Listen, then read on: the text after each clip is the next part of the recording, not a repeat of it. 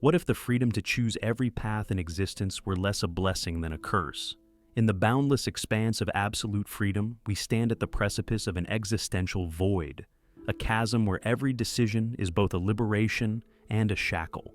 In a world where every option unfolds before us, the weight of limitless choice engenders an overwhelming sense of isolation and dread. The very idea that our fate is entirely in our hands, unmediated by tradition or external authority, forces us to confront the abyss of our own responsibility.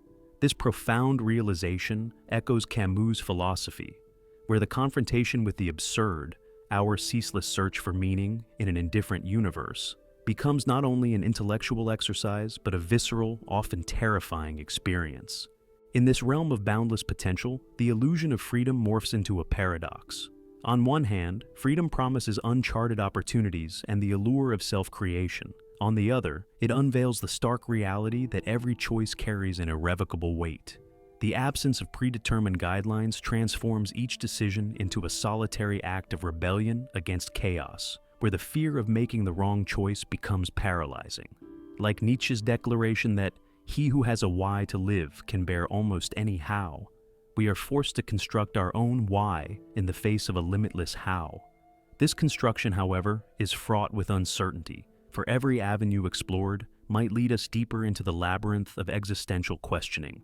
Jung would remind us that the confrontation with our inner shadow, the darker, often repressed aspects of our psyche, is an inevitable part of attaining wholeness. Yet, absolute freedom amplifies this confrontation, as the liberation of choice brings forth not only our aspirations, but also the lurking fears and insecurities that lie beneath. In the absence of external validation, every decision becomes a mirror reflecting our innermost vulnerabilities. The stark revelation that we are solely responsible for our destiny can induce a psychological state of disorientation, where the mind grapples with the enormity of the void.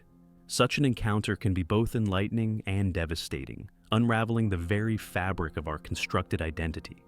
Moreover, the terror of unbounded freedom is compounded by the realization that there is no safety net in the vast cosmos of possibility. With no predetermined path to follow, the pursuit of authentic existence demands that we navigate a terrain devoid of familiar landmarks. Each choice, no matter how trivial, contributes to the mosaic of our existence, yet each also harbors the potential to derail us into regret or existential despair. This is the duality of freedom. While it offers the promise of self-fulfillment, it simultaneously imposes an unbearable burden of self-reliance. The absence of external structures or moral certainties means that we are left to wrestle with the profound uncertainty of our own making, a predicament that can render us both exalted and profoundly isolated. In this disquieting landscape, the seductive call of determinism becomes almost irresistible. The allure of relinquishing absolute freedom in favor of a life defined by fate or destiny is palpable, for it offers solace in the face of uncertainty. Yet, embracing such a surrender is tantamount to abandoning the pursuit of authentic existence. Camus challenges us to embrace the absurd, to accept the terror of freedom as an intrinsic part of our human condition. In doing so, we acknowledge that the path to meaning is not paved by certainty, but by the courage to confront the unknown and to forge our own destiny despite the inherent risks. Thus, the abyss of absolute freedom is not a mere philosophical abstraction. It is a living, breathing reality that compels us to confront the essence of our being. It is a call to arms, a challenge to muster the strength to accept the daunting responsibility of choice, to weave our destiny with both the threads of hope and the shadow of despair. In the end, true freedom is not the absence of limits, but the audacity to face the void and create meaning in a world where certainty is but an illusion. Freedom is not merely the ability to choose, it is the crushing weight of knowing that every choice is ours alone to bear. The moment we accept true freedom, we sever the comforting ties of external authority. There is no divine decree dictating our path, no fate predetermining our success or failure. We stand naked before the universe, forced to claim ownership of every decision, every failure, every regret. And herein lies the terror of absolute freedom. It leaves us with no one to blame but ourselves. Camus understood this burden intimately. In the myth of Sisyphus, he describes the absurd hero who, condemned to push a boulder up a hill for eternity, ultimately finds solace in his defiance. But this defiance is only possible when one fully accepts responsibility for one's own fate. Most people, however, recoil from this realization. The mind craves structure, certainty, something external to shoulder the blame for life's hardships. Religion, ideology, social norms. These constructs offer refuge from the raw weight of responsibility. They provide narratives that alleviate the existential anxiety of knowing that we are the sole architects of our lives. To reject these crutches is to face a terrifying truth. If our existence has no predetermined meaning, then we alone must create it. Sartre called this radical freedom, a state in which every action is a declaration of our values. But radical freedom is also radical accountability. If we are free to define our existence, then we are also responsible for every failure, every compromise, every missed opportunity. There is no cosmic judge tallying our virtues or punishing our misdeeds, only ourselves, left to wrestle with the consequences of our choices. Many cannot bear this weight. They retreat into what Sartre calls bad faith, deceiving themselves into believing they are powerless, mere victims of circumstance. The worker who hates his job but claims he has no choice is not bound by external forces, but by his unwillingness to embrace the terrifying responsibility of freedom. This burden extends beyond individual choices. It applies to the grander scale of meaning itself. Without an external source dictating right and wrong, meaning is not something we discover, but something we construct. Yet how does one construct meaning in a universe that appears indifferent? Nietzsche warned of the consequences of rejecting external morality without replacing it with something greater. The death of God, he argued, would leave a void that nihilism would eagerly fill. But nihilism is merely another escape, a refusal to engage with the responsibility of creation. To fully embrace freedom means to stare into the abyss and forge meaning despite its emptiness. Jung might argue that true individuation, becoming a whole, autonomous self, requires this confrontation. The unconscious seeks meaning, but it does not provide it. It merely offers symbols, fragments, raw material for us to shape. Those who avoid this process stagnate, forever seeking external validation instead of crafting an authentic existence. To accept true freedom, then, is to accept the burden of being one's own creator. It is to take responsibility not just for actions, but for identity itself. And this is the most terrifying realization of all. No one is coming to save us. We are our own gods, our own demons, our own salvation. The weight of freedom is unbearable, but it is also the only path to true existence. If existence is a void, should we not simply succumb to nihilism? If no inherent meaning governs our lives, why struggle at all?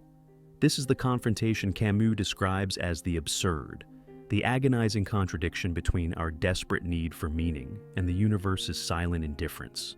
To wake up each day, to labor, to love, to suffer, all while knowing that none of it is necessary, none of it is inscribed in the cosmos. This is the absurd condition of man. And it is in this condition that we are faced with two possible responses: surrender or revolt. Surrender takes many forms. Some turn to religion, not out of faith, but out of fear, hoping that submission to divine authority will absolve them of the burden of meaning-making. Others seek distraction, immersing themselves in routine, pleasure, or ambition, avoiding the deeper questions that gnaw at the soul. And then there are those who embrace nihilism, declaring that since life has no inherent purpose, nothing matters at all. Nietzsche saw this as the greatest threat to humanity, the passive nihilist who, upon realizing the death of God, drowns in apathy rather than forging new values. But Camus offers another path: revolt. If the universe offers no meaning, then meaning must be created in defiance of its silence. The absurd man does not seek answers from an indifferent world. He declares his own existence an act of rebellion. This is why Camus rejects suicide, not only in the literal sense, but in all its symbolic forms, including ideological submission and nihilistic despair. To live, knowing that life has no prescribed purpose, is the highest form of defiance. It is to look into the abyss and, instead of retreating, to laugh.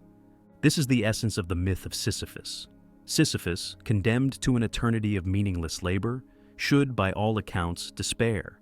But Camus subverts expectation. He imagines Sisyphus happy. not because his task has meaning, but because he embraces it despite its absurdity. He takes ownership of his fate, and in doing so, he robs the gods of their power over him. His suffering does not diminish, nor does his task change, but his perspective transforms his punishment into an assertion of his will. Jung too saw this confrontation as essential to psychological growth.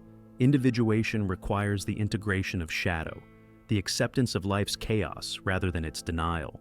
To seek rigid certainty, to demand that the world justify itself to us, is to remain a child. Maturity is embracing the uncertainty, forging one's own path in the face of it. The revolt against meaninglessness is not a comfortable path, nor is it a promise of happiness. It is a demand for courage, an insistence that one's life is valuable not because it is, but because one chooses to make it so. To be truly free, one must not seek external justification, nor escape into comforting illusions. One must stand before the absurd and say, "I will live anyway." And in that defiant affirmation, there is meaning, not given, but created. True freedom is not a gift.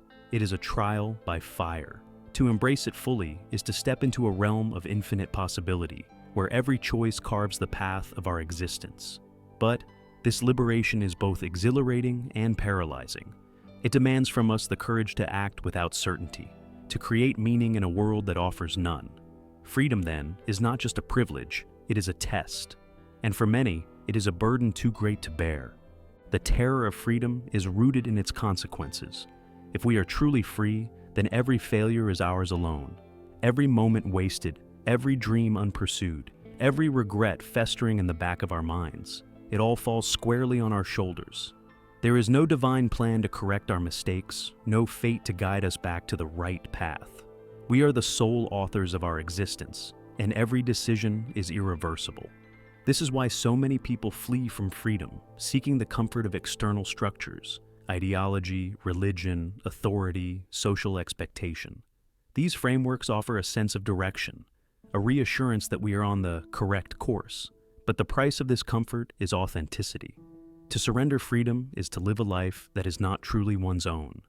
Erich Fromm explored this dilemma in Escape from Freedom, arguing that many individuals, when faced with true autonomy, instinctively retreat into submission. He observed this in the rise of authoritarianism, where people willingly relinquish their independence in exchange for certainty.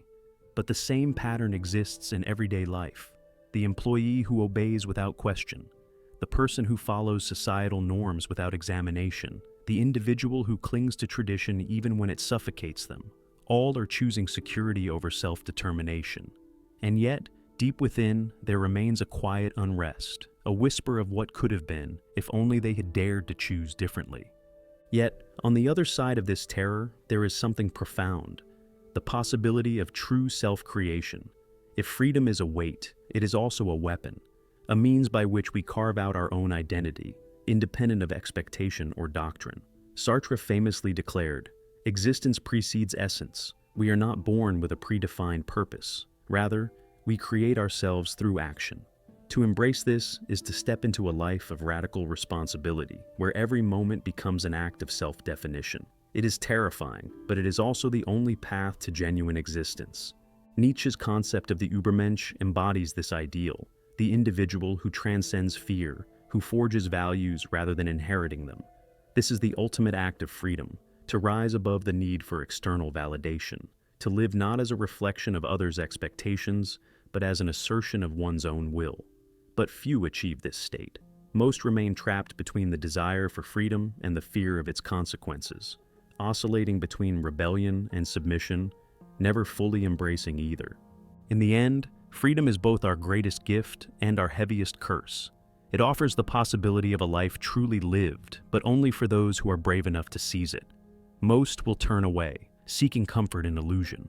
But for those who face the abyss and do not flinch, there is something beyond fear, the exhilarating realization that they, and they alone, are the creators of their fate.